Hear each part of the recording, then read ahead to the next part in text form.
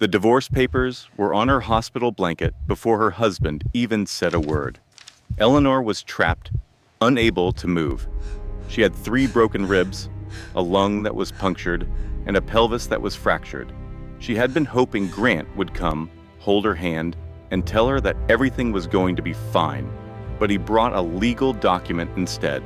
He told her to sign Everything you need is while on the there. pain medication still made her feel good. I understand the risk. Then he glanced at his watch, not once, but twice, as if she were just another meeting in his busy day. But Grant made a single catastrophic error that day. He had no idea who his wife's estranged father really was. He was a secret trillionaire. Grant did not know that this father had been observing from a distance for 15 years. He also did not know that 6 months ago, this father had secretly bought all of Grant's company. Every single dollar Grant had stolen, every secret bank account, and every lie he had ever told had all been recorded by someone. What happens when a man who believes he is invincible finds out he has been playing a game with someone who owns the entire board? You have to see what happens next, because the moment Grant enters that boardroom and discovers who is actually in charge will render you completely speechless. Before we start, here is the lesson this story offers. Sometimes, the door to our prison has been open the whole time. We feel trapped, not because we are locked in, but because we are too scared to leave. The people who cause us pain rely on our fear. They rely on our silence. They rely on us thinking that we are only worth what they decide to give us. This story is for any woman who has ever been made to feel like she did not matter. It is for anyone who has stayed in a bad situation because leaving seemed too hard. It is for anyone who needs to be reminded that asking for help is not a sign of weakness. It is the first step toward freedom. The divorce papers landed on the blanket in her hospital bed before her husband even greeted her. Eleanor Whitmore could not move an inch. She had 3 ribs that were broken, a lung with a hole in it, and a pelvis that was shattered. For 3 days, she had been in that bed, waiting for Grant to take her hand. She was waiting for him to say that everything would be all right. She was waiting for the man she had loved for 12 years to act like her husband. Instead, he brought papers to end their marriage. Grant stood at the end of her bed, dressed in his perfectly tailored Italian suit. His tie was perfect, and his shoes were shining. He looked more like a man about to close a big business deal than a man visiting his wife who was hurt. He told her to sign the papers while she was still feeling good from the medicine. Then he looked at his watch twice, treating her like she was just an appointment he had to get through. But Grant Whitmore made a huge mistake that day. He did not know that his wife had a father she had not seen in years, and that this father was secretly a trillionaire. He did not know that this father had been watching him for 15 years. And just 6 months ago, that father had quietly bought every part of Grant's company. Every dollar he stole, every account he hid, and every single lie Grant ever told had been carefully documented. What happens when a man who thinks he can get away with anything discovers he is just a pawn in a game run by someone far more powerful? And what happens when a woman who thought she had lost everything discovers she has the power to reclaim it all? This is not just a tale of getting even. This is a story about a woman who believed she needed a hero, only to find out she could be her own savior all along. You will want to see this through to the end, because the moment Grant steps into that boardroom and sees his wife sitting in the main chair will leave you without words. The fluorescent lights in the hospital room buzzed overhead. The heart monitor beeped a steady, calm rhythm. The machine giving her morphine clicked every few seconds, sending another dose of relief into her arm. For 72 hours, she had looked at the ceiling, counting the tiles, waiting for Grant. The car crash was on a Tuesday afternoon. A drunk driver ignored a red light and crashed right into the driver's side of Eleanor's car. She recalled the awful sound of metal twisting. She recalled the sensation of the world turning upside down. She recalled waking up in the emergency room to the sound of doctors yelling numbers she could not comprehend. 3 broken ribs, a punctured lung, a fractured pelvis. The surgery lasted 6 hours. The doctor said it would take at least 3 months to recover. And during all of that, Grant never came. On the first day, he had flowers delivered. They were a generic bunch from the hospital gift shop. The card just said, "Thinking of you. Get well soon." There was no signature and no promise that he would come to see her. They were just flowers that were already starting to look sad and droopy. On the second day, he sent a text message. It said he was busy with meetings and would try to come by the next day. Now it was the third day, and Grant was finally there. But he was not there to offer comfort. He was not there to hold her hand, or touch her hair, or tell her that he loved her. He was there to dissolve their marriage. Eleanor stared at the large brown envelope on her blanket. The words on it seemed to blur in front of her. Petition for dissolution of marriage. Irreconcilable differences. "I have been doing some thinking," Grant said. His voice had the same calm, controlled tone he always used for business presentations. "This is a good time for us to go our separate ways." Eleanor tried to push herself up, but a sharp pain shot through her chest. She gasped and collapsed back onto the pillows.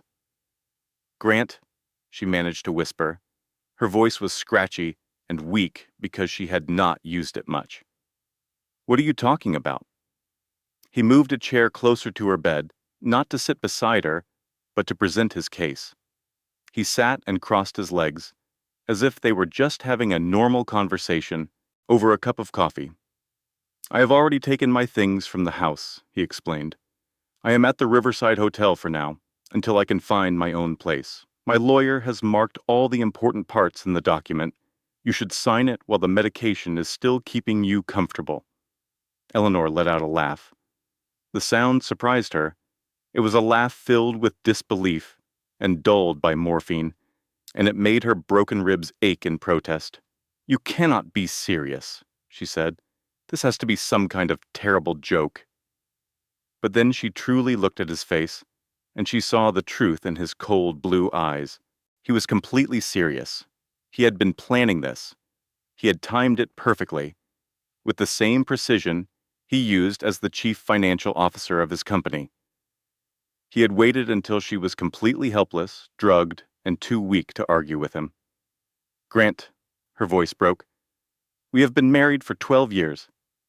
"Exactly," he replied. 12 years is more than enough time to realize that something is not right." He looked at his watch again, and the simple action felt like he had slapped her. "I will give you some time to look over everything," he continued. "My lawyer has to have the signed papers by Friday. That gives you 3 days. I believe that is very fair." Fair? He thought that leaving his injured wife and asking for a divorce when she could not even get out of bed was fair? Grant got up. He brushed off some imaginary dust from his perfectly clean pants. He fixed his tie. He gave her one last look with those cold eyes. Those same eyes used to look at her with love. Or at least, she had once believed it was love. "I will be in touch," he said, and then he left. The door clicked shut behind him. The sound was as loud as a gunshot in the quiet, sterile room. Eleanor just stared at the brown envelope. She stared at the dying flowers. She stared at the ceiling tiles she now knew by heart after 72 hours. She did not shed a tear. She was too shocked to cry. Her phone made a buzzing sound on the small table next to her bed. She reached for it, and every small movement caused pain to shoot through her broken body. The screen displayed an unknown number. It was the same number that had called her 6 times that week. She had ignored it each time, thinking it was just a telemarketer, but this time the caller had left a message. The words appeared on her screen. "Eleanor, this is very important. I know what your husband is trying to do. I know because I am the one who—" The message ended there. Eleanor just looked at the screen. Her heart began to beat faster, and the monitor next to her beeped more quickly. A nurse came to the door. "Mrs. Whitmore, is everything okay?" Your heart rate just went up. "I am fine," Eleanor lied. The words came out automatically. It was just a bad dream. The nurse checked her measurements, gave her more medication, and fluffed her pillow like she had done 1,000 times before. "Your husband was here a little while ago," the nurse said. "He was not here for very long." "Is he planning to come back?" Eleanor glanced at the divorce papers on her blanket. "No," she said softly. "I do not believe he is." When the nurse was gone, the room was quiet again. Eleanor picked up the envelope with shaking hands. She took out the pile of papers. It was page after page of legal words, all the rules and requirements for ending a life they had built together. She saw the page with a small sticky note shaped like an arrow. "Sign here," Grant had written in his perfect script. It was as if this was just another business contract for him, just another deal he had to close. Eleanor remembered their wedding day. She remembered Grant's promises, in sickness and in health, for richer or for poorer, until death do us part. It seemed that sickness was a reason to change the deal. The unknown number called her again. Eleanor just watched the phone ring. 3 times, 4 times, 5 times. Then the call went to voicemail. Who was calling her? What did this person know about what Grant was doing? And how could anyone else know that her marriage was ending? She had no answers. All she had were questions. She had a pile of divorce papers and a deep, empty feeling that her entire world had just been smashed into a million pieces she could never fix. The morphine started to make her feel sleepy. She tried to fight it. She tried to think about what had just happened, but the medicine was too powerful. Her very last thought, before she lost consciousness, was of Grant's face. It was the way he looked at her, or maybe the way he did not look at her. It was as if she was already gone. It was as if she had been completely erased from his life. It was as if she had never meant anything to him at all. The morning light felt sharp in Eleanor's eyes when she woke up. Someone had opened the curtains. The sun was pouring into the room, as if it had not heard that her world had just come to an end. But she felt more clear-headed today. The doctors had lowered her morphine, and as the fog in her mind cleared, the reality of what happened crashed down on her. Grant's words echoed in her thoughts. "This is the best time for both of us. I have already moved my things. You should sign while you are in a good mood." The sheer cruelty of it was stunning. He had planned it perfectly. He waited until she was at her absolute weakest, unable to fight back, unable to even stand on her own 2 feet. "Oh, I am going to end him." Eleanor turned her head to see Maureen DeLuca standing in the doorway. "Mo?" she whispered. Her best friend for 20 years was a nurse right here in this hospital.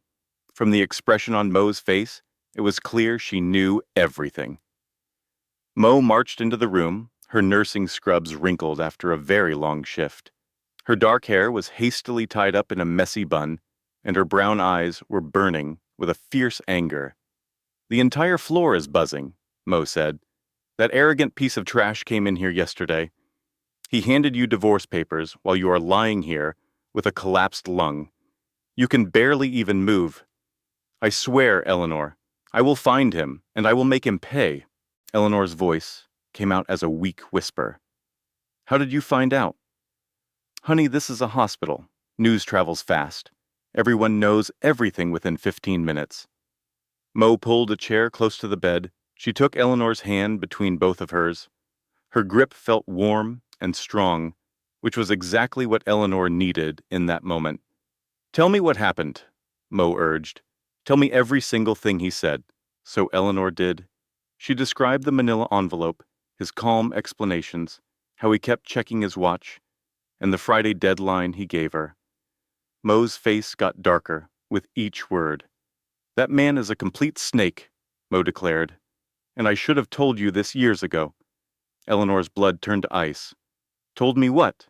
Mo paused for a moment. She glanced at the door and then looked back at Eleanor. A change came over her face, like she had just made a heavy decision. "Honey, I have been holding this back for 3 years. That man has been cheating on you. It started even before your hysterectomy." The entire room seemed to spin. Eleanor grabbed the bed rails, her knuckles turning white. "With who?" "Vivian Holt," Mo said. "She is a junior executive at his company. I have seen them together, Eleanor. I have pictures." Mo took out her phone. She scrolled through her photos and then turned the screen so Eleanor could see. It was Grant, sitting with a woman at a restaurant. Their heads were close together, and his hand was resting on her arm. The woman was younger, blonde, and beautiful. She was wearing a red dress that likely cost more than Eleanor's entire wardrobe. The next photo showed Grant's car parked outside an apartment complex, with the same woman walking towards it. Then there was another, and another, and another. The pictures went back for 3 years. "Mo!" Eleanor could hardly get the words out. "Why did you not tell me?" "Because you were not ready to listen," Mo said in a softer voice. "Every time I tried to hint at it, you would shut me down. You would say Grant was just working late. You would say he was under a lot of stress," Mo continued. "You said your marriage was just in a difficult phase, but you two would figure it out." She was right. Eleanor had said all of those things. She had believed them because she wanted to believe them with all her heart. She had ignored every single red flag. The late nights at the office, the new cologne, and the way Grant stopped being intimate with her after the hysterectomy. He told her he did not want to hurt her while she was healing. She thought he was being thoughtful, but he had already checked out of the marriage. He was already with someone else. The hysterectomy was 2 years ago. "I know, honey, Ma'im," Eleanor whispered. "He started to become distant during my recovery. I thought it was my fault. I thought I was not attractive to him anymore. I thought—" Her voice cracked. The tears finally started to fall, hot and angry and deeply embarrassing. Mo just held her as she sobbed. She did not offer any empty words of wisdom. She just stayed there. When the crying finally stopped, Eleanor's phone buzzed again. It was the same unknown number. Before Eleanor could even move, Mo grabbed the phone. "Who is this?" Mo snapped into the phone. "She is in the hospital, you monster. Whatever you are trying to sell, she is not interested." There was a moment of silence. Then Mo's expression completely changed. Her jaw dropped. "Hold on," Mo said slowly. She handed the phone over to Eleanor. It says, he is your father." Eleanor took the phone with fingers that felt numb. She slowly brought it to her ear. "Eleanor?"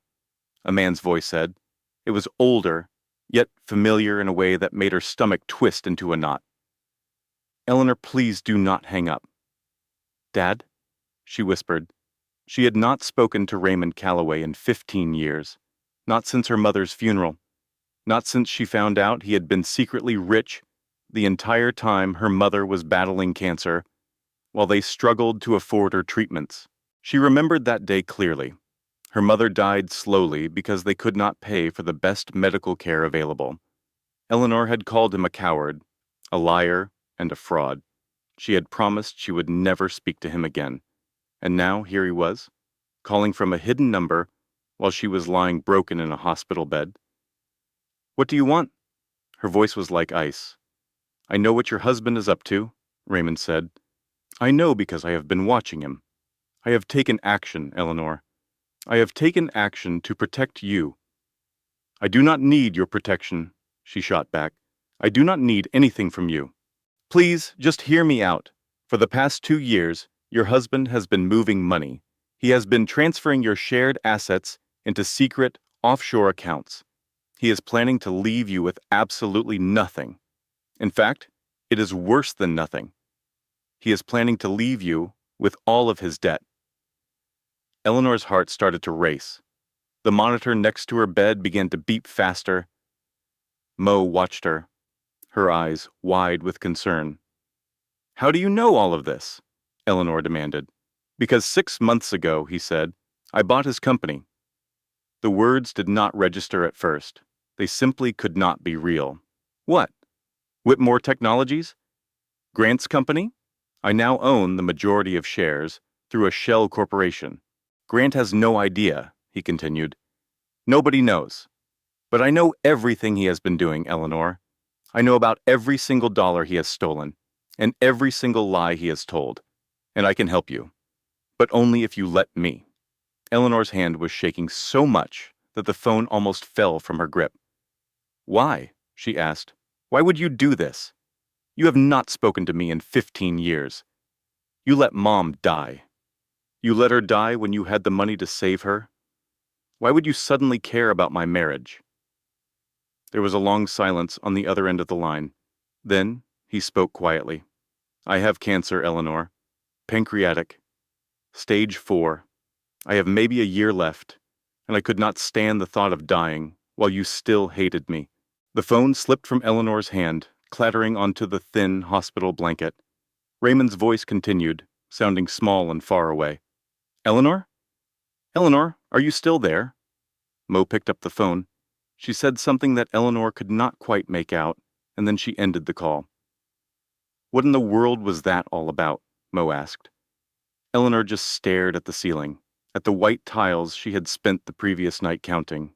Her cheating husband wanted a divorce. Her dying father wanted her forgiveness.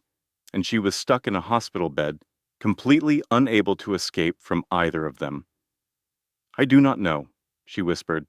"I do not know anything anymore." The next morning, a man Eleanor had never seen before walked into her hospital room. He was wearing an expensive gray suit and carrying a leather briefcase. He introduced himself as Dennis Oakley, an attorney at law. "I work for your father," Dennis said. He placed the briefcase on the same chair Mo had used the day before. "He asked me to bring you some documents and to provide some explanations." Eleanor's immediate reaction was to tell him to get out, to scream at him to leave her alone. But something made her hesitate. Maybe it was his calm and professional manner. Maybe it was just the deep exhaustion that settled in her bones.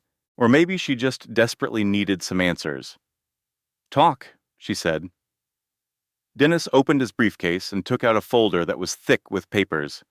"6 months ago, your father gained a controlling interest in Whitmore Technologies, which is your husband's company. He accomplished this through a shell corporation named Callaway Holdings. The entire purchase was completely legal and done in complete secrecy." "Why?" Eleanor asked. "Why would he buy Grant's company?" "Because 3 years ago, your father hired private investigators to watch over you from a distance. He just wanted to make sure that you were safe. And that you were happy," Dennis added, pausing for a moment. He looked at Eleanor with a hint of sympathy in his professional eyes. "He soon discovered that you were neither. 3 years. It was the same amount of time that Grant had been having his affair. It was the same amount of time Eleanor had been telling herself that everything in her marriage was perfectly fine. The investigators uncovered evidence of your husband's affair," Dennis went on. "They also found evidence of financial wrongdoing. Your husband has been stealing money from his own company. It started with small amounts, but then the amounts got larger. He has been hiding that money in offshore accounts. Accounts that he set up using your name, without you knowing, certo," Dennis finished. Eleanor felt a wave of nausea. "My name? If the stealing is discovered, you would be the one implicated. You could potentially face criminal charges. Your husband has been planning to let you take the fall for his crimes." The room started to spin. Eleanor held onto the bed rails for support. "That is not possible," she said. "Grant would not. He could not." But even as she said the words, she knew they were not true. Grant could. Grant would. Grant had already shown her what he was capable of when he served her with divorce papers in her hospital bed. That was just his most recent act of cruelty. Eleanor's mind flashed back to her wedding day. She remembered Grant's vows and his promises. She remembered the way he looked at her, as if she was the most important person in the world. She remembered their honeymoon in Italy, walking hand in hand through the streets of Florence. Grant pointed out the architecture and told her about the history with the excitement of a young boy. She had fallen even more in love with him during those 2 weeks than she had in the entire time they were dating. She remembered coming home from the hospital after her hysterectomy. Grant had sent flowers to her room. The card read, "We do not need children, we have each other." She had cried tears of joy. But now, all of those memories were spoiled. Now she saw them in a completely different light. Grant sent flowers because he felt guilty. Grant said they did not need children because he was already making plans to leave her. Grant's excitement on their honeymoon now felt like a performance. It was all an act, a carefully crafted performance to hide who he truly was, a 12-year performance. The voice of the lawyer, Dennis, pulled Eleanor from her thoughts. "Mrs. Whitmore, are you okay?" "No," she said, her voice trembling. "I am not okay. My husband cheated on me for 3 years. He stole our money and planned for me to take the fall. He handed me divorce papers when I could barely stand. And now you're telling me my estranged father has been watching me all along, like some kind of secret guardian angel?" Dennis cleared his throat. "He prefers to call himself a concerned parent." Eleanor's words came out sharp and bitter. "He let my mother die. He was a wealthy man," she continued. "He could have afforded the best care, the most advanced treatments, but instead, he hid his fortune and watched her waste away." Dennis paused for a moment, then said something that stopped her cold. "Your mother asked him to." Eleanor froze in her hospital bed. "What did you say?" "Your mother knew about the money," Dennis explained gently. "She knew for a very long time. She made your father promise not to spend it on her medical bills. She wanted him to keep it safe for you, for your future." "That is a complete lie," Eleanor whispered. "It is the truth. I was in the room when she made him promise. I have been your father's lawyer for 30 years. I watched that promise tear him apart. And then," Dennis said softly, "I watched him fall apart all over again when you shut him out of your life." Eleanor felt like she could not get enough air. The heart monitor beside her bed started beeping faster and faster. A nurse peeked through the doorway. "Is everything all right in here?" the nurse asked, looking at the screen. "Your heart rate just shot up." "Fine," Eleanor choked out.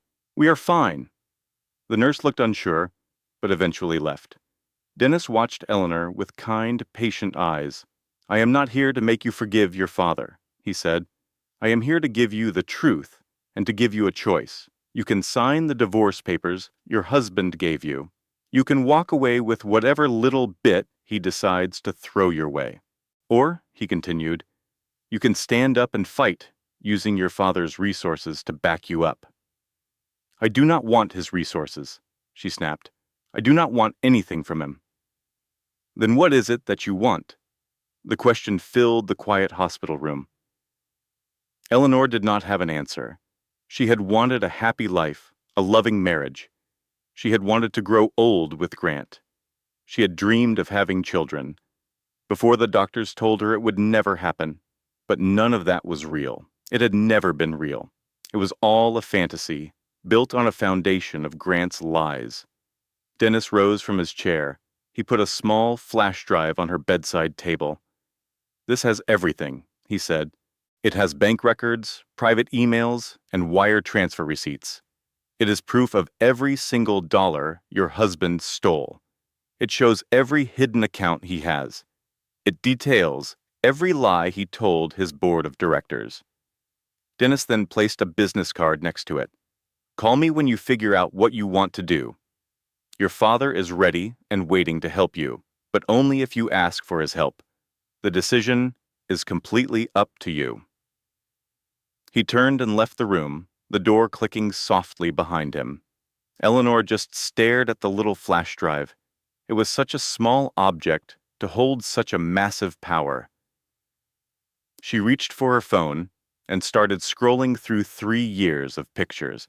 She was searching for the truth that she had ignored for so long. And there it was. At a company Christmas party, Grant was in the background, turned just a little away from her. A blonde woman, Vivian Holt, was right at his side. There was a photo from a weekend trip to Napa Valley. Grant was staring at his phone, while Eleanor smiled for the camera with a glass of wine. His face was distant, his mind clearly a million miles away. Then she saw their anniversary dinner from last year.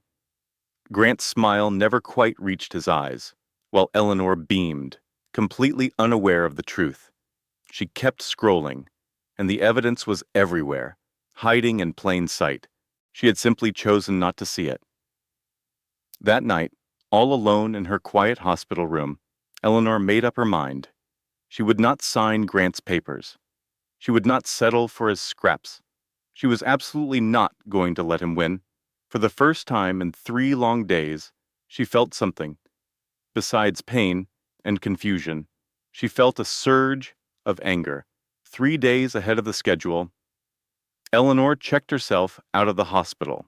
She ignored the doctor's advice, her friend Mo's loud protests, and every single instinct that told her to rest and recover.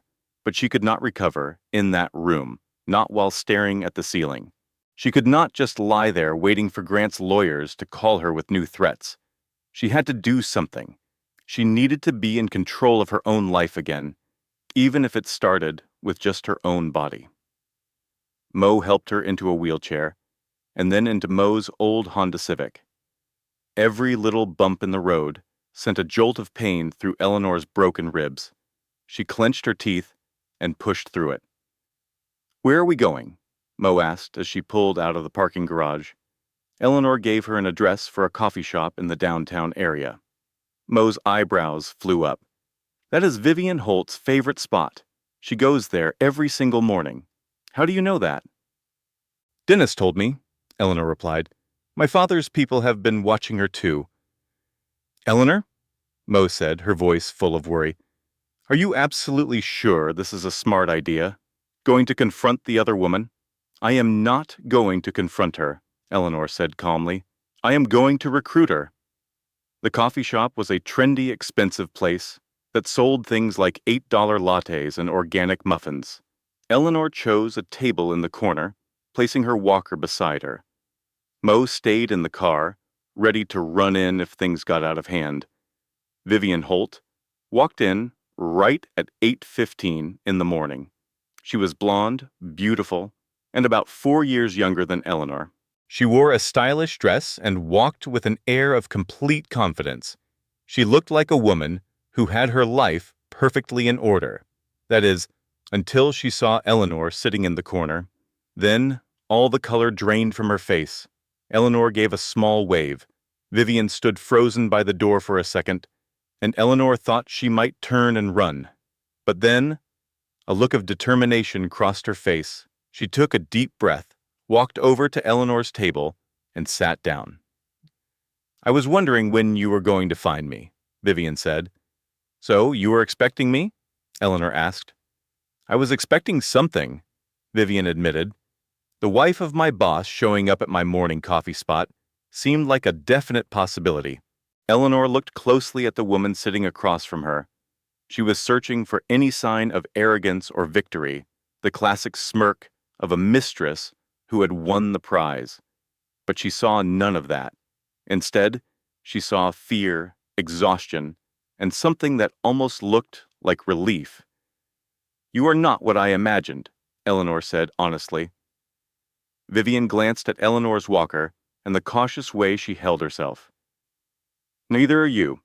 I heard about the car accident and the divorce papers. Everyone at the office has been talking about it." "Does everyone at the office also know about your affair with my husband?" Eleanor asked directly. Vivian flinched. "Some of them have their suspicions," she admitted. "Grant was not very careful." "No," Eleanor agreed. "He was not." A heavy silence settled between them. A barista called out a coffee order, and an espresso machine hissed in the background. "I did not know he was married," Vivian said, her voice barely a whisper. "Not when we first met. He told me he was divorced. By the time I found out the truth, I was in too far." Eleanor felt her perspective shift. She had walked in here ready to hate this woman, expecting to meet a villain. But what she was finding was just another one of Grant's victims. "You tried to break up with him," Eleanor stated. It was not a question. 3 times. Vivian's hands were shaking as she held her coffee cup. "And each time he threatened me. He threatened my job, my name, my entire career. He promised he would ruin me if I ever told a single soul about our relationship." Eleanor leaned forward, her own pain forgotten for a moment. This was the reason she had come. "What else did he threaten you about?" Vivian nervously looked around the coffee shop, making sure no one could overhear them. Then she leaned in closer. "Grant has been using me to move money," she whispered. "He opened accounts in my name that I never knew about. He made wire transfers through my bank that I never approved. If anyone starts looking into the embezzlement, my name will be on everything. I could end up in prison, Eleanor, for crimes that I never committed." The puzzle pieces started to click into place for Eleanor. Grant was not just having an affair. He was using Vivian in the exact same way he had been using her. They were both just pawns in his game. People to take the blame when his whole dishonest world came crashing down. "Do you have proof of this?" Eleanor asked. "I have everything," Vivian replied. "Bank statements, emails, secret recordings. I have been gathering it all for months, trying to find a way out of this mess without getting dragged down with him." "Why did you not just go to the police?" "Because Grant threatened my life," Vivian said, her voice dropping even lower. "He said if I ever spoke to anyone, he would make sure I took the fall for everything. He said he has powerful friends, lawyers, and people who could make me disappear, and I believed him." Eleanor thought about the flash drive burning a hole in her pocket. It was the evidence her father had collected. Evidence that could save both of them and bury Grant for good. "What if I told you there was another way out?" Eleanor said. "A way to expose Grant where neither one of us has to take the blame." Vivian's eyes grew wide, with a tiny spark of hope. "How?" "My father owns Grant's company. Grant has no idea," Eleanor explained. "Nobody knows. But my father can see everything. He has access to every single document, every transaction, and every lie Grant has ever told." The words seemed to hang in the air between them. Vivian stared at Eleanor as if she had started speaking a different language. "Your father owns Whitmore Technologies? But that is impossible. The parent company is a big European corporation, something called Callaway Holdings." "Callaway," Eleanor said with a small smile, "is my maiden name." Vivian's mouth dropped open. She leaned back in her chair, her untouched coffee completely forgotten on the table. "Why are you telling me all of this?" Vivian finally managed to ask. "Because I need your evidence," Eleanor said. "I need the proof you have collected to add to what my father already has. And in exchange for your help—" "In exchange for what?" Vivian asked. "In exchange, I will make sure the investigation completely clears your name. Every document you are forced to sign will be traced back to Grant's forgery. Every account opened in your name will be connected to his crimes. You will walk away from this completely free." "That sounds way too good to be true," Vivian said suspiciously. "Maybe it is," Eleanor admitted, "but it is the only offer you have." Vivian reached into her purse and pulled out a small flash drive. It looked identical to the one Eleanor's father had given to her. "I have carried this with me every single day for the last 6 months," Vivian said. "I was just waiting for the right moment, waiting for someone who could actually use it to stop him." She slid the flash drive across the table. I am not doing this for you, Vivian said, looking Eleanor straight in the eye. I am doing this because I refuse to go to prison for that man. Eleanor picked up the flash drive.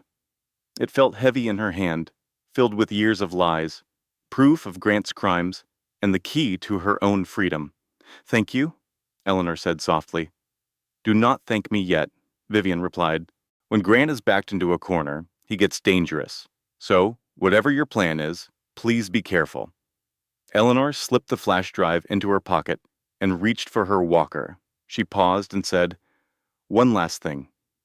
Did you ever truly love him, Vivian? Was any of it real for you?"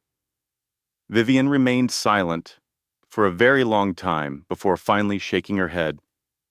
"I believed I did in the beginning, but you cannot love a person who doesn't really exist. Grant only let me see a performance, a part he was playing. The true Grant is whoever helps him get what he wants. I was useful to him, that is all.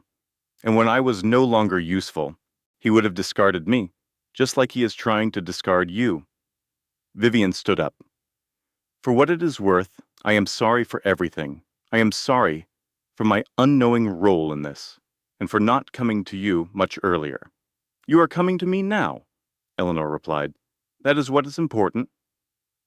Vivian gave a single nod, then she turned and walked out of the coffee shop, stepping back into her own life. She left Eleanor sitting alone with 2 flash drives and the enormous weight of the secrets they held. Raymond Calloway's estate was situated on 50 acres of rolling hills just outside the city. Eleanor had never laid eyes on it before. In 15 years of being estranged, she never even knew the location of her father's home. The house was immense, a sprawling mansion made of stone and glass that seemed like it was pulled from an architecture magazine. But the grounds were serene, with gardens everywhere, a small lake, and an orchard filled with apple trees. Raymond greeted her at the front door. He looked much worse than she had anticipated. The cancer was advancing. His expensive suit hung loosely on his skeletal frame. His face was thin and drawn, and his eyes were weary. But they were her eyes, the same hazel green she saw in the mirror each day. "Thank you for making the trip," he said. "Thank you for telling me the truth," she replied. He guided her through the vast house to a study with walls lined with books. A fire was crackling in the fireplace, despite it being late spring. Eleanor eased herself into a plush leather armchair, her body aching from the long drive. "Dennis tells me that your meeting with Vivian was productive," Raymond said. "That depends on how you define productive. She provided me with her evidence. She is prepared to cooperate." "Good," he said. "That is very important." Eleanor examined her father's face, searching for the villain she had built up in her mind 15 years ago, for the man who let her mother die. All she saw was a tired, old man, a dying man, a man who looked at her with an expression that might have been hope. "I need to know the whole story," Eleanor said. "About Mom, about everything. Dennis mentioned that she knew about the money, and that she made you promise not to spend it on her medical care. Is that true?" Raymond was quiet for a long moment, staring into the flames. "Yes," he said at last. "It is true. But why? Why would she do that?" "Because she knew where that money had come from," he said, turning to face her with eyes glistening with tears. "I was not always a good person, Eleanor. In my younger days, I did things that I am not proud of. I made business decisions that harmed people. I ruined competitors. I betrayed partners. Your mother was aware of it all. She stayed with me despite everything. But she refused to use that money to prolong her own life. She called it blood money. She said she would rather die than have it benefit her. And you just went along with that? You just allowed her to die? What other choice did I have?" Raymond's voice trembled. "She was my wife. She made me swear on everything I held dear. She made me promise I would respect her wishes. And I did. Even though it destroyed me. Even though I have regretted it every single day since then." Eleanor felt tears welling up in her eyes and quickly blinked them away. If you want to despise me, you have every right to, Raymond went on. I despise myself. I have for 15 years. But your mother wanted something different from me. She wanted me to watch over you, to protect you from a distance, and to step in only if you were in real trouble. He reached into a desk drawer and took out a stack of old envelopes, yellowed with time and tied together with a faded ribbon. These are her letters, Raymond said. She wrote them to you over the years. She wrote whenever something important happened in your life. Your graduation from college, your wedding day, the time you received that big promotion at work. She wrote to you even when she knew she would not be there to witness any of it. Eleanor accepted the letters with shaking hands. She asked me to keep them for you until you were ready, Raymond explained. I have waited 15 years to find out if this was the right time. Eleanor carefully untied the ribbon. The first letter was dated 3 months before her mother passed away. The handwriting was unsteady, but it was hers. My dearest Eleanor, if you are reading this, then I am already gone. And I am so very sorry, my sweet girl. I am sorry for having to leave you. I am sorry for the secrets we kept. I am sorry for all the things I could not tell you while I was still here. Your father loves you more than you could ever imagine, and more than he knows how to express. He has made terrible mistakes, but I have too. We all do. Do not waste your life being angry, Eleanor.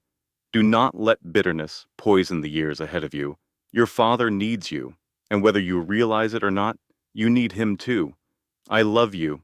I have always loved you, and I will always love you. Be brave, my darling. Be kind, and be happy. Forever yours, Mom. Eleanor's vision blurred as tears streamed down her face. 15 years of anger, 15 years of silence, and all this time her mother had been hoping they would find a way to reconcile. She wanted us to find our way back to one another. Raymond said softly. She truly believed that we would. In time, Eleanor read through the letters, one after another. Her mother's voice seemed to speak to her from the past, her words filled with wisdom, love, and forgiveness.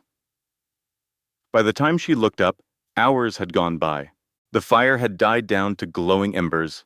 Raymond had been sitting silently across from her, patiently waiting.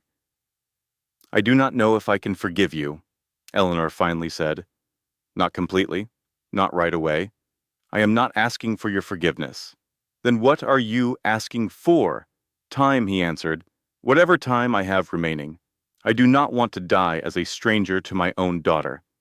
Eleanor looked at her dying father, the man she had hated for 15 years, the man who had been secretly watching over her this whole time. I do not want that either, she whispered. She did not embrace him. They were not at that point yet. But she reached across the space between them and took his hand. His grasp was weak, fragile. It was the grip of a man who knew his days were almost over. So, what do you plan to do about Grant? Raymond asked. I want justice, Eleanor stated firmly. For both of us. For Vivian. For every person he has ever hurt. And if he refused to give you justice willingly, then we will take it from him, she said. Raymond smiled. It was a sad smile, but it was also filled with pride. Your mother would be so proud of you, he said. I hope so, Eleanor replied, squeezing his hand. I really, truly hope so. 2 weeks later, Eleanor met Grant for dinner. He had chosen the restaurant. He had chosen the time. He believed he was still in command of the situation. He was mistaken. Eleanor made sure to arrive first.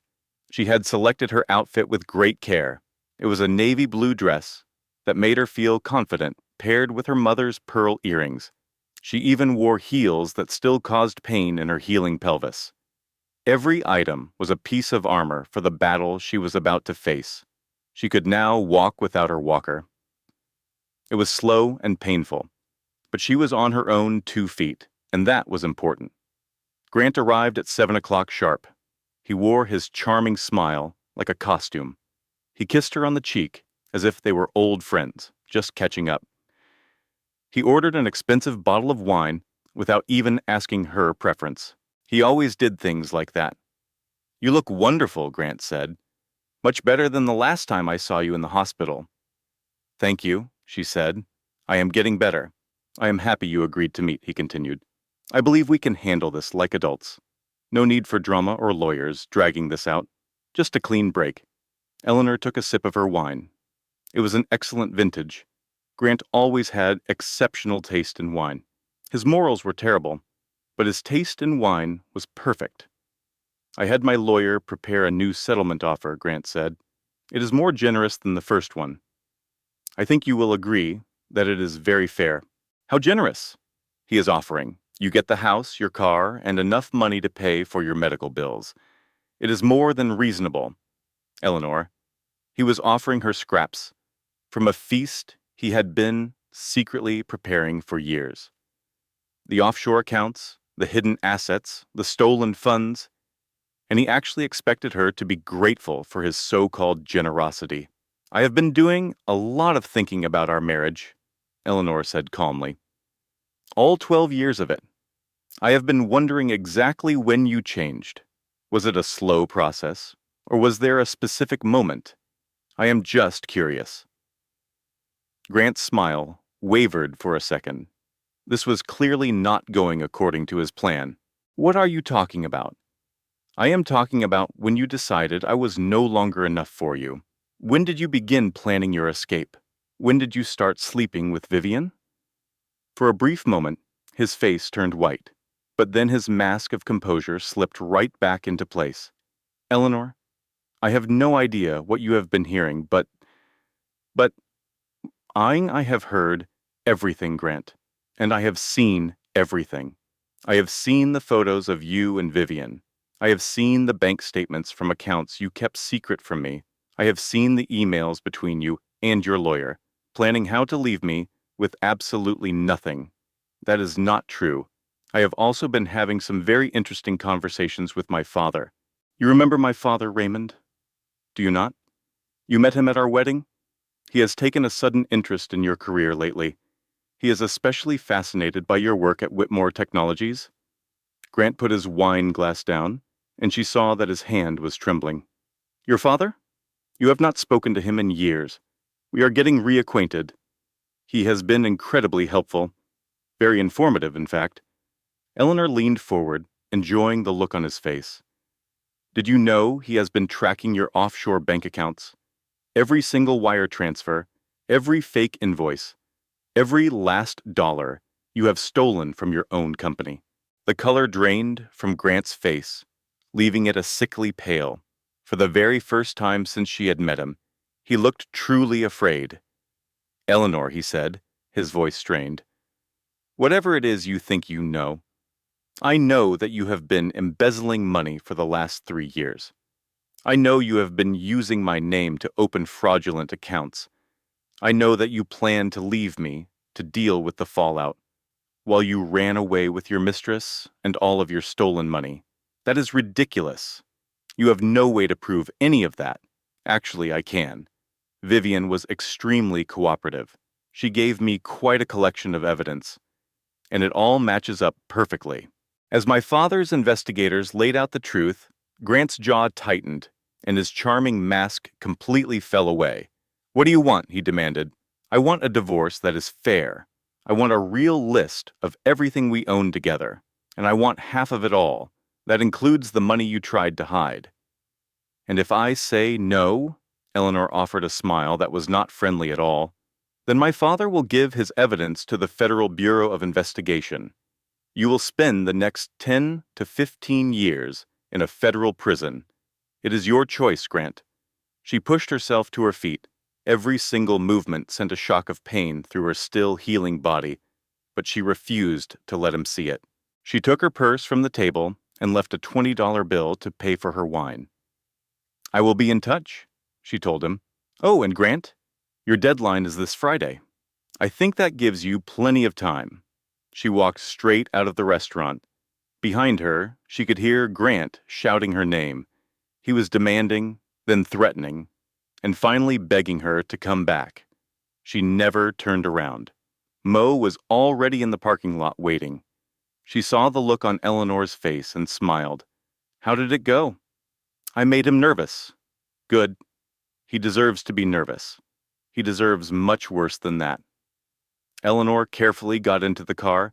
The rush of courage was starting to fade, and her hands began to tremble.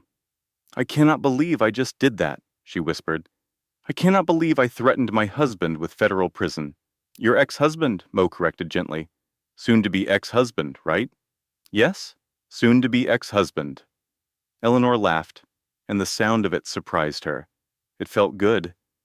Mo put the car in drive. Where are we going? To my father's estate. We have a lot of work to do. Grant did not surrender easily. 3 days after their meeting, a certified letter arrived from his lawyers. It was not an offer to settle. It was a threat. Grant was now claiming something new. He claimed she was part of the scheme to steal money. He said the secret offshore bank accounts were her idea. He insisted that she had manipulated him the entire time and was now trying to frame him to save herself. On top of that, he was suing her for the house, for all of their shared assets, and for the emotional pain her lies had caused him. Eleanor read the entire letter 3 times. With each reading, her blood felt colder. He is fighting back hard, she said to Dennis. He is actually trying to paint me as the villain in all of this. That was always his backup plan, Dennis answered. If he could not get away clean, he was going to pull you down into the mud with him. The real question is, will anyone believe his story? Will they? Dennis just shook his head. Not with the proof we have, but he does not know that yet. He thinks you are making it all up. He thinks your father's involvement is a complete bluff. So what is our next move? We call his bluff. The week that followed was a whirlwind of legal meetings and careful planning. Dennis brought together a whole team of lawyers, financial experts, and private investigators. They all worked to build a case against Grant that was impossible to break. But Grant had his own advantages. He had powerful connections and friends in important positions. He started spreading rumors about Eleanor. He told their colleagues that she was emotionally unstable. He claimed the accident had damaged her mind and that she was inventing wild stories because she could not handle the divorce. Some people actually believed him. Eleanor began to get strange looks when she went to the grocery store. People she thought were her friends suddenly stopped answering her calls. Someone even left a nasty note on her car that just said, "Gold digger." But the most painful blow came when Grant convinced his own sister, Charlotte Whitmore. She called Eleanor one night screaming at her. "How could you do this to him?" Charlotte cried into the phone. "He gave you a wonderful life. He loved you, and this is how you treat him?" "Charlotte, Eleanor said, trying to keep her voice steady. "Your brother has been cheating on me for 3 years. He has been stealing money from his own company. He sent me divorce papers while I was lying in a hospital bed." Lies? They are all lies. Grant warned me you would say things like this. He told me you planned this for months, that you tricked him into marrying you, and that you have been manipulating everyone from the very beginning. The phone line went silent. For a long time that night, Eleanor just sat in the dark. She wondered if she was doing the right thing. She wondered if the truth mattered at all, when lies seemed so much easier for people to believe.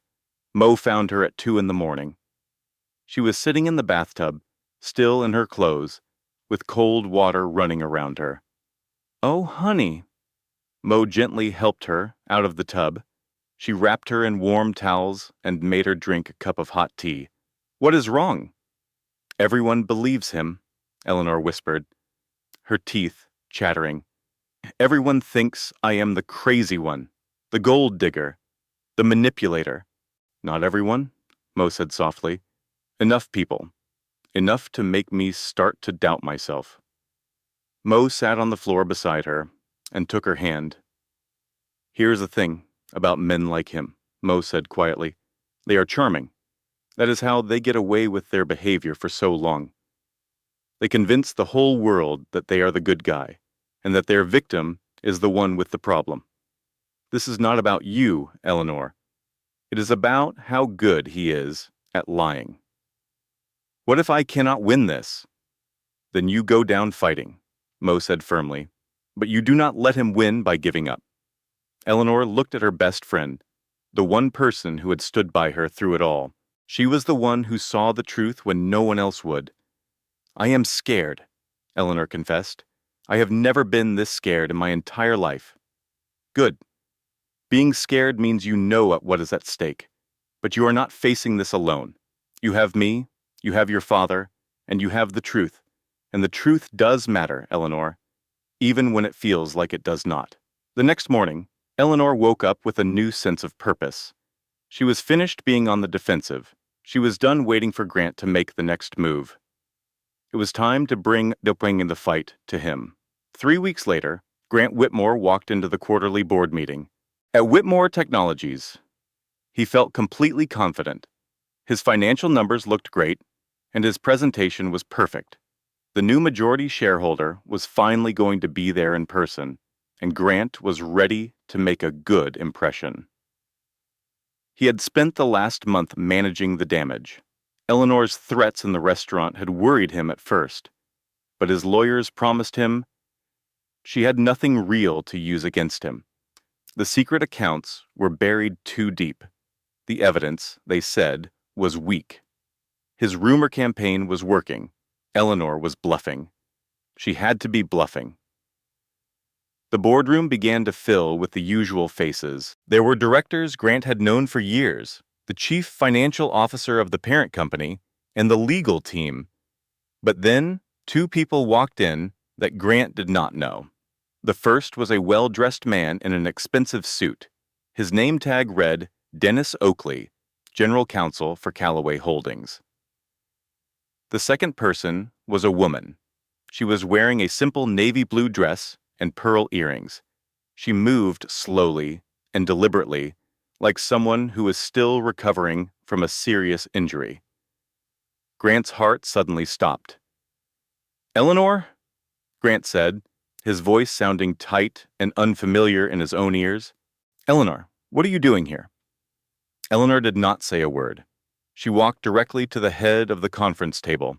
It was the seat reserved for the majority shareholder. She sat down. Dennis remained standing by her side and opened his briefcase. The agenda for today's meeting has changed, Dennis announced to the room. Instead of reviewing quarterly earnings, we will be discussing some financial issues that have been brought to our attention, specifically a pattern of embezzlement that has been going on for the past 3 years. Grant opened his mouth, but no words came out. We have bank records, Dennis continued, and confirmations of wire transfers. We also have fake invoices and internal company memos. They all point to a systematic theft of company money. He slid a document down the long table. It was an authorization for a transfer to a secret offshore account, with Grant's signature clearly at the bottom. We also have testimony from Vivian Holt, Dennis added. She is a junior executive who was used, without her knowledge, to help launder the stolen funds. She has provided signed statements explaining her involvement and Mr. Whitmore's manipulation. Another document, another signature, another piece of the trap closing around Grant. And finally, we have been cooperating with federal investigators. The Federal Bureau of Investigation has been building its own case for the past 6 weeks. Today's meeting will decide whether this company will cooperate fully with their investigation. Grant finally found his voice. This is ridiculous. These documents are fake. This is a hostile takeover, disguised as a criminal investigation. The documents are all genuine, Eleanor said, her voice calm and quiet. Every word, every signature, every single dollar. I have financial experts who can prove every transaction. I have digital experts who can trace every wire transfer. She stood up and walked slowly over to where Grant was sitting. She looked down at him with eyes that held no sympathy and no fear, only the hard truth. And I have 12 years of marriage that taught me exactly who you are. The board will now vote on the immediate suspension of Mr. Whitmore's duties, Dennis announced. All in favor? Every single hand in the room went up. Every director Grant had charmed and manipulated over the years, every person he thought was on his side. The board will now vote on full cooperation with federal investigators. All in favor? Every hand went up again. The board will now vote to terminate Mr. Whitmore's employment. For cause, effective immediately. All in favor? It was unanimous. Grant slammed both of his hands on the table. You cannot do this to me. I built this company. I made all of you millions of dollars. You owe me. We do not owe you anything, one of the directors said. It was a woman Grant had always dismissed as just a figurehead. You stole from this company. You lied to this board. You forged documents and manipulated your own employees. You are lucky that we are only firing you and not pressing charges ourselves. We will leave the charges to the professionals, Eleanor said. The Federal Bureau of Investigation has shown great interest in your creative accounting methods. 2 security guards appeared at the doorway. Grant looked around the room one last time, desperately searching for a friendly face, an ally, anyone who might speak up for him. He found no one. They walked him out of the building. He carried a small cardboard box with his personal things, his nameplate, his diplomas, and a picture from his wedding day, which he left behind in the parking lot. Eleanor watched it all from the boardroom window. Mo came and stood beside her. How do you feel? Mo asked gently. I do not know, Eleanor said honestly. I thought I would feel satisfied. I do not feel triumphant, Eleanor said quietly. I just feel tired. That is perfectly okay, Mo said, wrapping an arm around her. You just fought a war. You are allowed to be tired. Eleanor watched as Grant's car pulled out of the parking lot. She watched him drive away from the life he had completely destroyed through his own greed and cruelty. It was finally over, or at least it was almost over. The divorce was finalized 6 months later.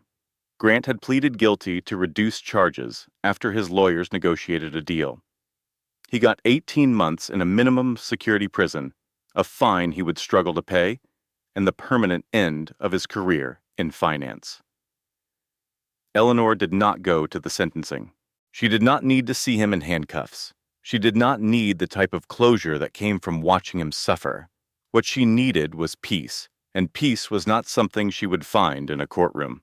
The settlement gave her half of their legal marital assets, which included the house, her car, and enough money to start over. The stolen funds were recovered and given back to the company. Vivian Holt's name was completely cleared. She moved to Seattle after everything was settled and started over in a new industry. 2 months after the trial, Charlotte Whitmore reached out with a tearful voicemail. She was apologizing for everything she had said, begging for forgiveness. Eleanor called her back, and they met for coffee. It was awkward and painful at first, but Charlotte was genuinely sorry. She had not known the truth about her brother. She had believed his lies, the same way everyone had believed his lies. They formed an unlikely friendship. But sometimes, the people who understand you best are the ones who are also harmed by the same person. Meanwhile, Raymond's cancer continued to worsen, but the relationship between the father and daughter continued to strengthen. Eleanor visited him every Sunday. They would sit in his study, reading her mother's letters together. They talked about the past and the future and everything in between. I have been thinking about what I want to do next with my life, Eleanor told him during one of their Sunday visits. And what have you decided? He asked. I'm going back to my old job. In fact, they have offered me a promotion. Raymond raised an eyebrow. Not interested in taking over my empire? Eleanor laughed. Not even a little bit. I am not a business tycoon. I am a marketing director who is good at her job and likes the people she works with, and who wants to go home at 5 o'clock to walk her dog. You have a dog? He asked. I am getting one. He is a rescue. I have already found him at the shelter. His name is Biscuit. Raymond smiled, a real smile that reached his tired eyes. Your mother would approve. She always wanted you to have a dog.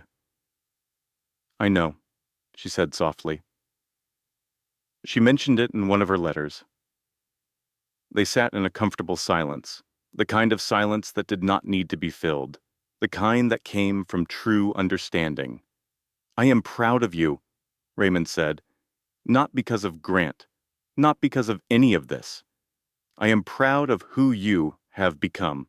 Eleanor felt tears welling in her eyes and blinked them back. I am trying, she said. Every day, I am trying to figure out who I am without being someone's wife, someone's disappointment, or someone's victim. You were never any of those things, not really, he said gently. You were always Eleanor. You just forgot for a while. She reached over and took his hand. His grip was weaker than it had been 3 months ago. The cancer was winning, but his eyes were at peace. Thank you, she said, for everything, for watching over me, for waiting until I was ready, and for giving me the tools to save myself. You saved yourself, Eleanor. I just provided some resources. Still, thank you, she insisted. He squeezed her hand. Thank you for giving an old man another chance. Raymond Calloway died peacefully in his sleep 3 months later. Eleanor was holding his hand when it happened. She had moved into his large home for his final weeks, sleeping in the guest room and spending every possible moment by his side. They had talked for hours during those last days about her mother, about the past, and about the future Raymond would not see. They talked about the mistakes they had both made, and they talked about the forgiveness they had both found. I am not afraid, Raymond said 2 days before he passed away.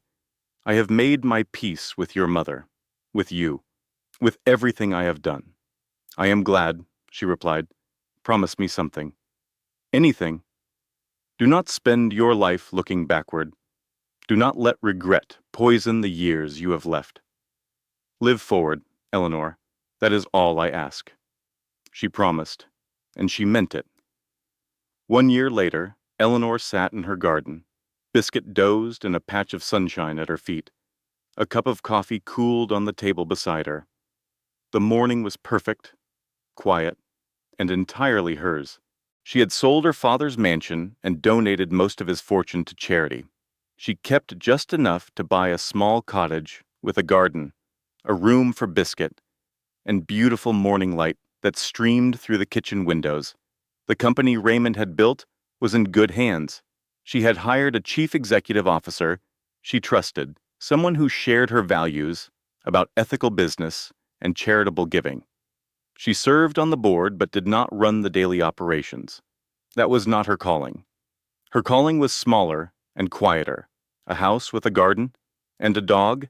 It was a job that challenged her without consuming her, and friends who had become family. It was a peace that she had fought for and earned. Mo was getting married next month, and Eleanor was the maid of honor.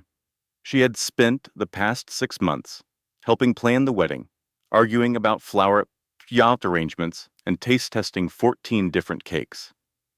It felt normal. It felt good. It felt like the life she was supposed to be living all along. Sometimes, late at night, she still thought about Grant. It was not with anger anymore, not even with sadness, just a distant curiosity about the man she had married, the man she thought she had loved, the man who had never really existed. He was out of prison now, living in another state, and working some anonymous job. His reputation was destroyed, his empire was gone, and his charm was exposed for what it always was. Eleanor did not wish him ill. She did not wish him anything at all. He was simply someone she used to know. A chapter in a book she had closed for good. Her phone buzzed. It was a text from Mo. Brunch tomorrow? I found the most hideous bridesmaid dresses you have ever seen. You are going to love them. Eleanor laughed and typed back, Cannot wait. Bring the ugly dresses. I have opinions. She set the phone down, picked up her coffee, and watched the birds in her garden. Here is what I have learned, she thought.